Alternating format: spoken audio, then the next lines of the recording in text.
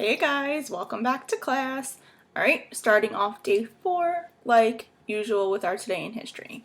And so today in history, March 24th, 1989, one of the worst oil spills in U.S. territory begins when the supertanker Exxon Valdez runs aground on a reef in southern Alaska. An estimated 11 million gallons of oil eventually spilled into the water. Attempts to contain the massive spill were unsuccessful, and wind and currents spread the oil more than 100 miles from its source, eventually polluting more than 700 miles of coastline. Hundreds of thousands of birds and animals were adversely affected by the environmental disaster. Alright guys, so this will go down as one of the worst oil spills in U.S. history. Exxon eventually had to pay billions of dollars in order to help to try and fix the damage that they did. Unfortunately, even today you can still find pockets of the oil from the Exxon Valdez spill off the coast of Alaska, and it really detrimental to the ecosystems in Alaska. So pretty terrible. Okay. So let's get started. Alright, so yesterday your assignment was to learn all about what it was like fighting the Japanese in the Pacific, right? Specifically, what were some of the characteristics of Japanese soldiers, right? What were the codes that they lived by? What aspects of fighting did they focus on? Really, what were their beliefs and their mindset? And you guys had to read through these and then write the main idea of each source in your graphic organizer, and then down at the bottom you had to pretend that you were a soldier fighting in the Pacific, writing home to your family, telling them specifically what about the Japanese soldiers scares you, what makes them such fierce enemies. Okay? So for today we're going to continue moving forward with our focus being on the fight in the Pacific.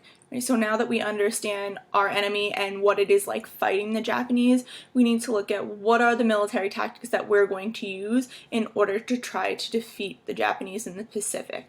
Right, so here, how did the U.S. plan to fight the Japanese in the Pacific? Pretty straightforward.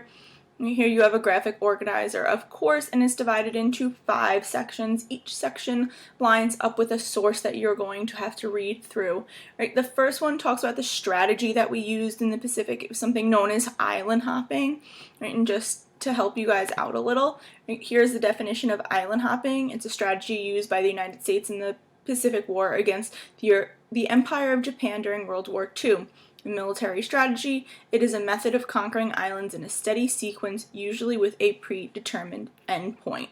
Right, so that is like my textbook definition of it. I'd like you to read through the source and kind of come up with, in your own words, what exactly that means, right? What is island hopping? What does that entail us doing?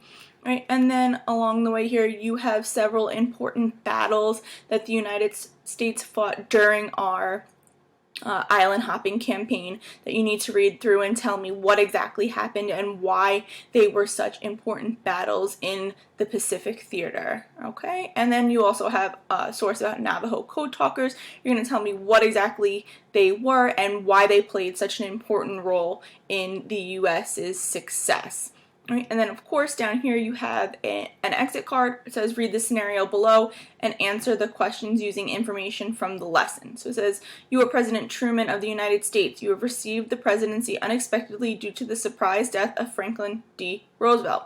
Given your knowledge of Japanese soldiers and the U.S. fighting the Pacific, explain your hopes and fears about the invasion of the mainland of Japan. Right, so after you've read those sources and we talked a little bit about the battles in island hopping, slowly inching closer to the mainland of Japan, you're going to tell me, right, what are some of the things you hope to accomplish, right, and what are some of the reservations that you may have going into it, knowing what has happened already in our fight in the Pacific.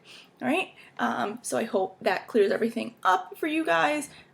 Best of luck. Remember, always feel free to reach out to me through email or on Remind. Right? And this lesson, as well as all of our other lessons, will be due on Thursday at the beginning of office hours. All right, guys, stay safe and make good choices.